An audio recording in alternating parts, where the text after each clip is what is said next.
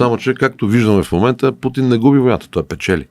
И той печели и с жива сила, и с военна техника, и с превъзходство. Даже вчера четох, Русия произвежда 3 пъти повече муниции, боеприпаси, отколкото всички натовски държави взети заедно, без Турция. За каква победа говориш? Победа чудесно, само че мрът едни украинци, които ти искаш да победате. Как да умрат? Как да победат, като в началото на войната Украйна беше 42 милиона. Сега в момента, т.е. по-скоро септември миналата година, след така наречената лятна офанзива, самите западни анализатори извадиха цифрата от 28 милиона души население на Украйна. Тя намалява като човешки потенциал за водене на война.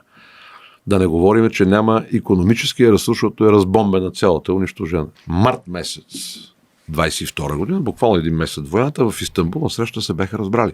Само, че на другия ден кацна Джонсън, и това си го казват украинските политици. Дойде Джонсън, тогавашният министър-председател на Великобритания, им каза, не, никакъв мир, ние ще ги помагаме до победа, вие ще ги победите. Зеленски издаде указ, никак забранявам каквито и да било преговори, като си глупав, губиш. Не можеш в едно все едно ние се сбиеме с Турция и да очакваме, че ще ги победим.